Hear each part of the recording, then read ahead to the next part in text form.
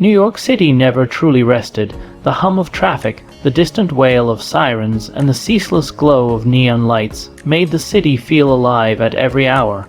But that night, in the heart of Manhattan, the city's pulse was interrupted by something far darker than the usual chaos: murder. At 2:15 a.m., the penthouse suite of the prestigious Sterling Tower became the scene of horror.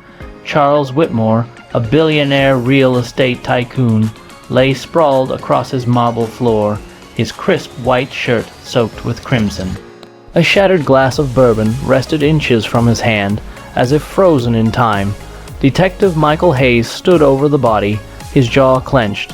He had seen plenty of death in his 12 years with NYPD, but the brutal precision of this killing felt different. A single bullet wound to the chest, no sign of forced entry, no struggle. Whoever did this knew what they were doing. Looks clean. Officer Ramirez muttered, scribbling notes. No fingerprints, no signs of a break-in. Security cameras on the 45th floor went dark around midnight. Hacker, maybe. Hayes crouched down, studying the body. Not just any hacker. This is professional.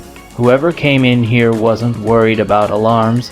They wanted Whitmore dead, and they wanted it to look almost effortless. The penthouse was immaculate, too immaculate. No overturned furniture, no missing valuables. This wasn't a robbery, this was a message. By sunrise, news of Whitmore's death had spread like wildfire. Reporters swarmed outside the tower, hungry for detail. Whitmore wasn't just another rich man, he was a power broker, a man with connections in politics, banking, and even law enforcement. His death shook the city's elite. Hayes leaned against his car, sipping bitter coffee as the press shouted questions he had no intention of answering.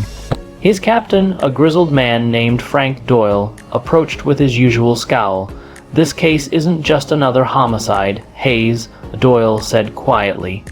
"The mayor's already breathing down my neck.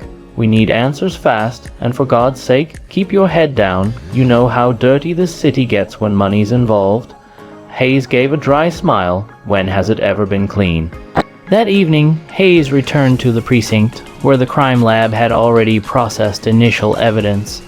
One item caught his attention, a torn piece of paper found in Whitmore's pocket. It looked like part of a letter, smudged with blood. The words were barely legible. "You promised protection, but betrayal has a price. The deal is broken." Hayes stared at the note, the gears turning in his mind. This wasn't just about murder. It was about betrayal at the highest level. Later that night, Hayes visited Whitmore's widow, Veronica. She was a striking woman in her early 40s, with icy blue eyes and an elegance that seemed untouched by grief.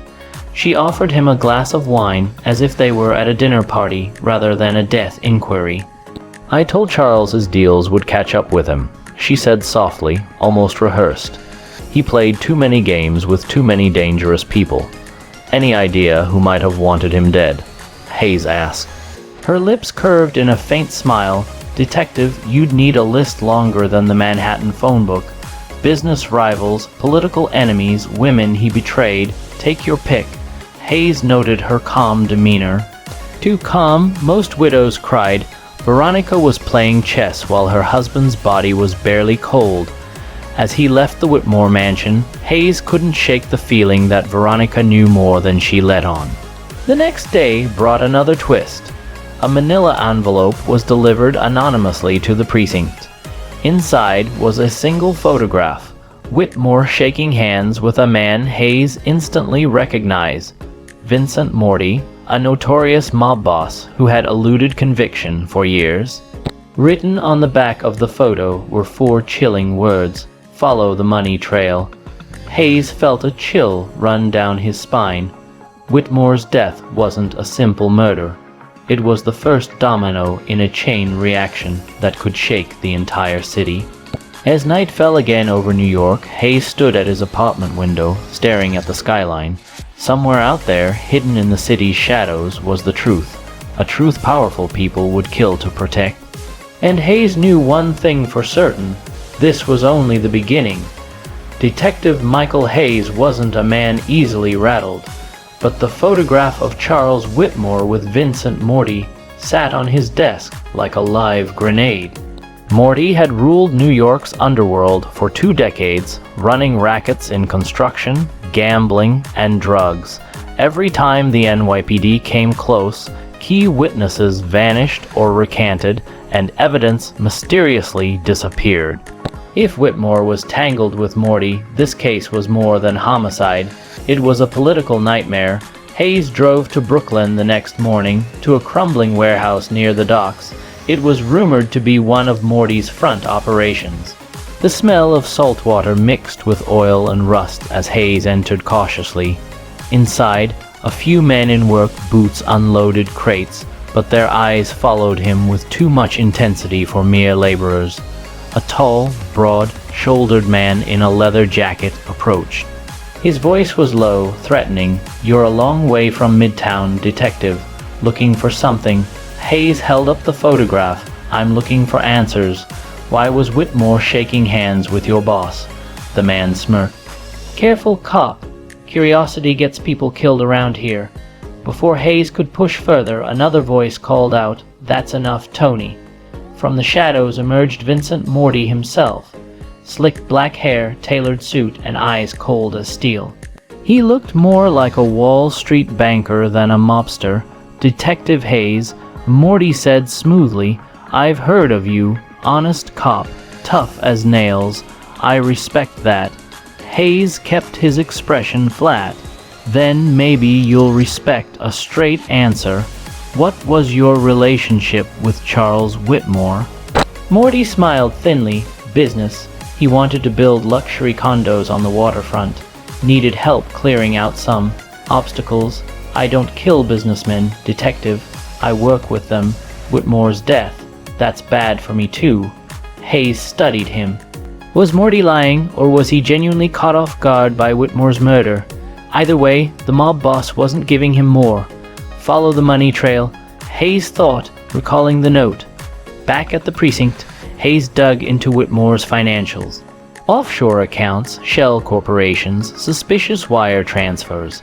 Whitmore's empire was a labyrinth of dirty money. One transfer stood out. $5 million wired to a company called Blue Horizon Investments, a firm with no employees, no address, and no business activity. Ghost company, Hayes muttered, set up for laundering. His partner, Officer Ramirez, leaned over. Guess who's listed as Blue Horizon's director? Veronica Whitmore. Hayes' stomach tightened. The widow wasn't just aware of her husband's shady dealings. She was in the middle of them. That evening, Hayes returned to the Whitmore estate, this time with sharper questions. Veronica welcomed him with the same icy poise, dressed elegantly in black silk, a glass of wine in her hand. "You detectives work quickly," she said with a faint smile. "Let's cut the act." Hayes said firmly, "I know about Blue Horizon Investments. Your name is all over it. Care to explain?" For the first time, Veronica's expression faltered. She set the glass down carefully. "Charles thought he could control everything. Politicians, mobsters, even me. But I wasn't his puppet, detective. That company was leverage, insurance. Insurance against what?" Hayes pressed. Her eyes locked on his, against betrayal. Charles had secrets that could ruin powerful men. I helped him hide them, and now those same men want them buried permanently. Hayes felt the weight of her words. If true, Whitmore's murder wasn't personal. It was a cover-up, a desperate attempt to silence him before the wrong information surfaced. The breakthrough came later that night when Ramirez called. "Mike, you're gonna want to see this." The lab pulled something from Whitmore's laptop, an encrypted file labeled Project Atlas. "We cracked part of it. It's a list. Politicians, judges, COs all tied to illegal deals with Morty's crew. It's like a blueprint for corruption in this city." Hayes stared at the data, his pulse quickening. This was dynamite. If it got out, it could topple careers and send half the city's elite to prison. But then his phone buzzed. A blocked number. He answered. A distorted voice spoke. "Detective Hayes, stop digging. You're in over your head. Project Atlas is bigger than you can imagine. Drop the case, or you won't live to regret it." The line went dead. Hayes tightened his grip on the phone, anger mixing with dread. Whoever was behind this had eyes everywhere. He glanced at the encrypted files again, realizing he had just crossed a line. This wasn't just about Charles Whitmore anymore. This was about a conspiracy reaching into the highest levels of power. And someone out there had already marked him for death. As Hayes left the precinct past midnight, a black sedan idled across the street. He felt the eyes watching him, the silent threat hanging in the air. The city around him buzzed as usual. Horns, sirens, neon signs. But Hayes knew the rules had changed. He wasn't just chasing a killer now. The killer, and whoever they worked for, was chasing him. Detective Michael Hayes had always known New York was a dangerous city, but that night, standing in the shadows outside the precinct, he felt the danger press closer than ever before. The black sedan still lingered across the street, headlights off, windows tinted. Whoever was inside wasn't there by accident. Hayes decided not to go straight home. Instead, he slipped into his car and pulled away, circling several blocks, checking mirrors. The sedan followed, steady and patient. "All right," he muttered, "let's see how badly you want me." He cut down side streets, weaving through traffic until he reached an industrial zone near the Hudson River. He pulled over beneath a flickering streetlight. The sedan slowed, then stopped 20 yards back. Two men stepped out. Dark suits, no badges, guns glinting under the pale glow. Hayes drew his own weapon. NYPD, drop it. One of the men raised a silencer-tipped pistol. They weren't there to talk. The first shot whizzed past Hayes' ear. He dove behind his car, returning fire. Bullets sparked off metal, the echo ricocheting across the empty warehouses. One attacker went down, clutching his leg, while the other fired relentlessly, forcing Hayes to crawl low. With a burst of grit, Hayes rolled out and fired twice. The second man collapsed, his pistol skittering across the pavement. The silence afterward was deafening, broken only by the distant hum of the city. Hayes approached the wounded man, pressing his gun to his chest. "Who sent you?" The man's face twisted in pain, but his eyes were filled with defiance. "Atlas." "Stays buried," he hissed, then bit down hard. Foam bubbled from his lips. Cyanide, Hayes cursed. These weren't ordinary hitmen. They were soldiers in a much bigger war. By dawn, Hayes was back at the precinct, the weight of the night heavy on his shoulders. He filed no official report. He couldn't. If Project Atlas truly implicated politicians, judges, and even cops, then anyone could be compromised. Instead, he turned to the one person he could trust, Officer Ramirez. "They tried to kill me last night," Hayes said bluntly, tossing the silenced pistol onto Ramirez's desk. "Whoever's behind this doesn't care about body counts. They want Atlas erased." Ramirez's eyes widened. "Then we need backup. FBI maybe?" Hayes shook his head. "No, we don't know who's clean.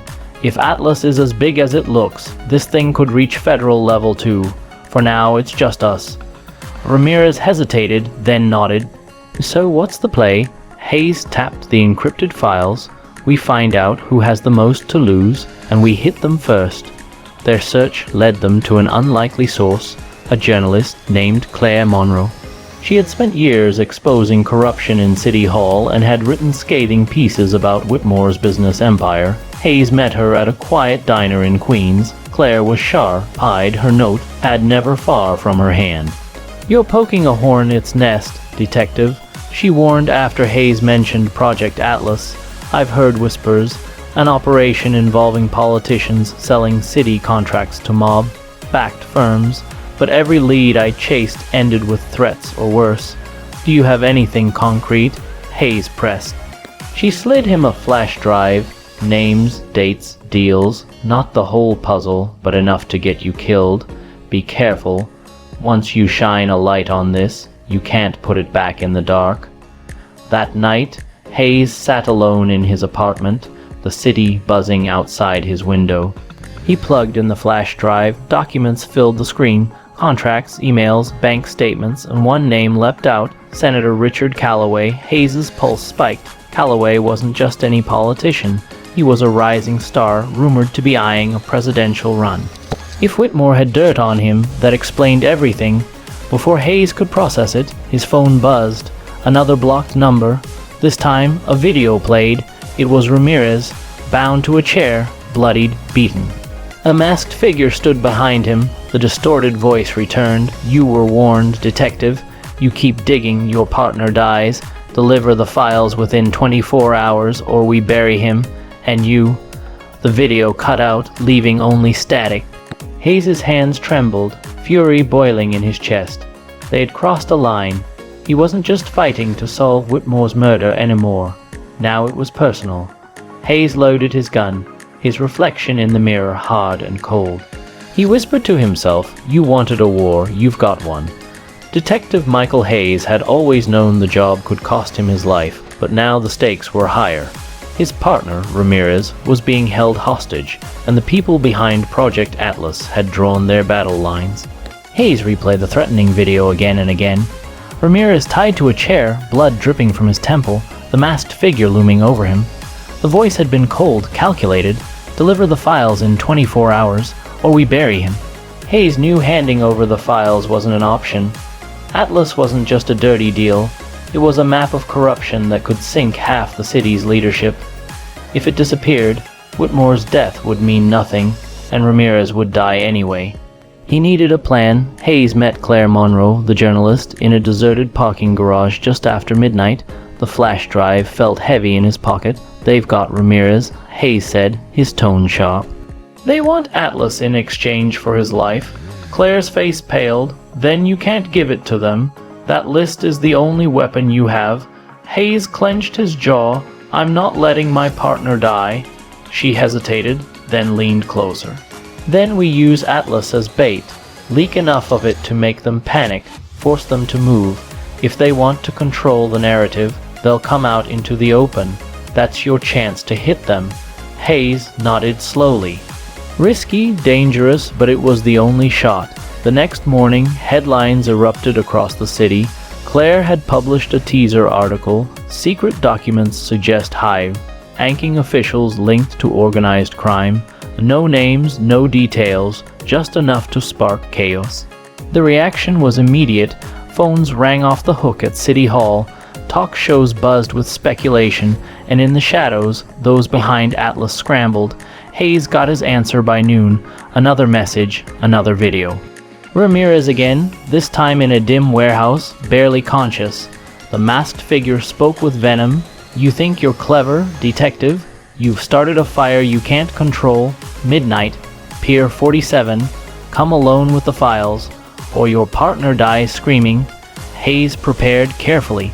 A wire in his jacket, backup weapon strapped to his ankle. He didn't trust the department. Too many unknown loyalties. So he went in solo. The docks were silent that night, waves slapping against rotting wood. Pier 47 stretched into the dark water, lit by a single flickering lamp. Ramirez was there, bound to a chair near the edge. 2 armed guards stood watch, and behind them, stepping into the light, came a man Hayes recognized instantly. Senator Richard Calloway. The politician's smile was chilling. "Detective Hayes, you've made quite the mess. I should have guessed you wouldn't scare easily." Hayes's grip tightened on the flash drive in his pocket. "You killed Whitmore." Calloway shook his head, almost amused. "No. Whitmore killed himself the moment he thought he could blackmail me. He threatened Atlas, threatened to expose everything I've built. So yes, I had him removed. And you'll join him soon, unless you hand me what I came for." Hayes' blood ran hot. The corruption wasn't some faceless cabal. It was standing right in front of him, wrapped in a senator's suit. "Release Ramirez first," Hayes demanded. Calloway smirked. "That's not how this works." He snapped his fingers. One guard pressed a gun to Ramirez's head. Hayes took a step forward. "You think you can bury this? The whole city's already sniffing. One wrong move and your empire collapses." Calloway's voice hardened. "That's why I need Atlas, so I control the narrative. Without it, you have nothing but rumors. With it in my hands, you're a lone cop screaming into the wind." Hayes slowly pulled the flash drive from his pocket, holding it up. Calloway's eyes gleamed with hunger. That was when Hayes made his move. In a blur, Hayes tossed the drive high into the air. The guard's eyes followed it instinctively.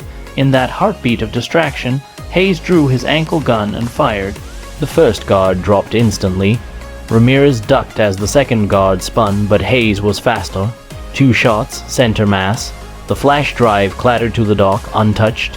Hayes leveled his weapon at Calloway. "It's over, Senator." But Calloway didn't flinch. Instead, he laughed, slow and deliberate. "You really think killing 2 pawns makes a difference? Look around, detective. I own this city. Judges, cops, media. Every piece already in my pocket. Atlas won't save you. Even if you expose it, do you really think anyone will believe you over me?" For the first time, Hayes felt the weight of truth in his words. Calloway wasn't just a man. He was an institution, shielded by power and money. But Hayes had one card left. "Maybe not," Hayes said coldly.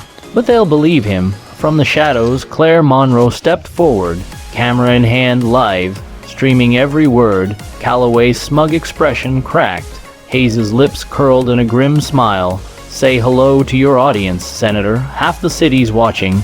Chaos erupted.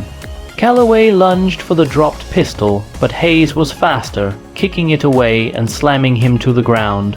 Ramirez groaned as Hayes cut his restraints. Sirens wailed in the distance. Claire had called trusted contacts at the press, not the department. Within minutes, floodlights bathed the pier, reporters and independent journalists swarming. Senator Calloway, bleeding and in handcuffs, was dragged away shouting promises of revenge, but Hayes knew better. This wasn't victory, not yet, because Calloway had been right about one thing. Project Atlas was bigger than one man, and taking down a Hydra meant cutting off more than one head. The night at Pier 47 should have ended everything. Senator Calloway, once untouchable, had been dragged away in handcuffs while cameras captured his downfall. The city exploded with headlines, Senator tied to organized crime scandal. Project Atlas exposed, corruption at the highest level. For the first time, Hayes felt a glimmer of hope. Maybe Whitmore's death hadn't been in vain. Maybe Ramirez's suffering meant something. Maybe the truth would finally cut through the rot, but the hope didn't last. Within 48 hours, Calloway posted bail, backed by powerful allies who still control the courts. His lawyers painted the live stream as a staged smear campaign by a rogue detective and a sensationalist journalist. Evidence began to vanish, files sealed, witnesses silenced. The Hydra was fighting back. Hayes sat in his apartment, exhaustion pulling at him.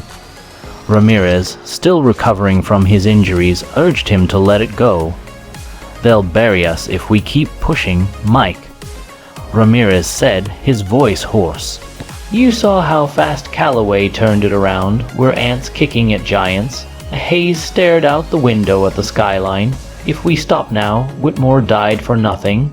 Every victim of their corruption, every family destroyed by Morty's mob, dies in silence." Ramirez sighed.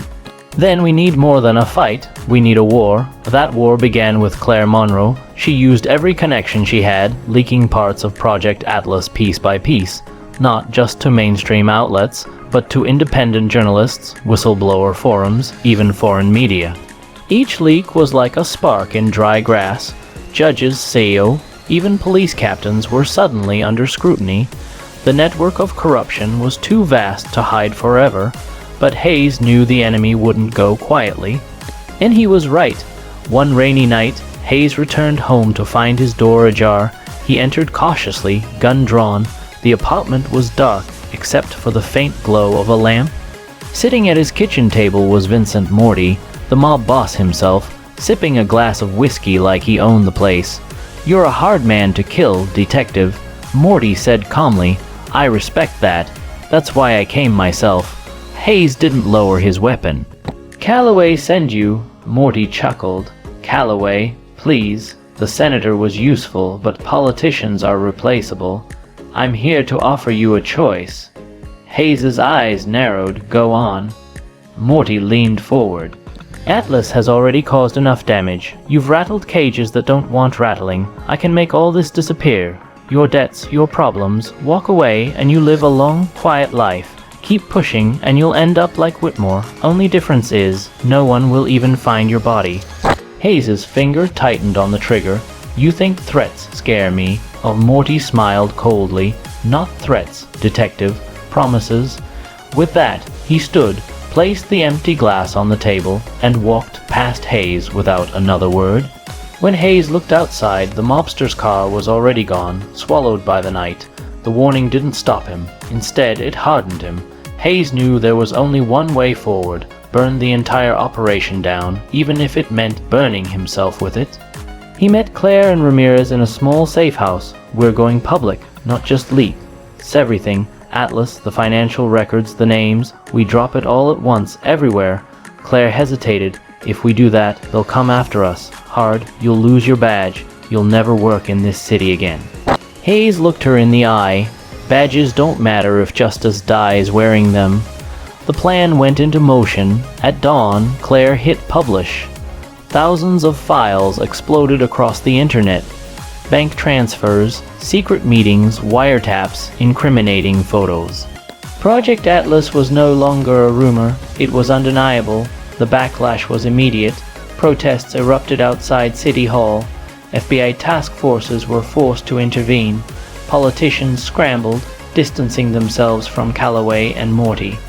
Arrest warrants spread like wildfire, but with exposure came retaliation. That evening, as Hayes and Ramirez drove through Queens, a black SUV cut them off. Gunfire erupted. Windows shattered, tires screeched. Ramirez fired back as Hayes swerved, heart pounding. The SUV rammed them into a barrier, metal crunching. Hayes pulled Ramirez from the wreckage, both bleeding, both fighting to survive. The SUV screeched away into the night, unfinished business left behind. Days later, Hayes stood in a hospital room, bandaged but alive. Ramirez lay in the next bed, grinning weakly. "We're still here," Ramirez whispered. "Yeah," Hayes replied, staring at the TV mounted on the wall. News anchors spoke of resignations, federal investigations, sealed indictments. Calloway had vanished from the spotlight, rumored to be negotiating a plea deal. Morty, however, remained untouchable, still out there, still pulling strings. Claire entered the room, exhaustion on her face but fire in her eyes. "We lit the match, gentlemen. The city's burning, and it won't stop until every last one of them is dragged into the light." Hayes nodded slowly. He knew the war wasn't over. The Hydra still had heads, but for the first time, people were fighting back. That night, as Hayes was discharged, he walked through the rain-soaked streets. The neon lights flickered, sirens wailed in the distance, and the city pulsed with chaos. But beneath it all, a sense of change stirred. Messy, violent, uncertain, but real. Hayes lit a cigarette, his reflection staring back at him from a puddle. He whispered to himself, "Whitmore, you were the first domino. Now the whole city's falling." He crushed the cigarette under his boot and walked on, disappearing into the shadows of New York, ready for the battles still to come. Thanks for watching.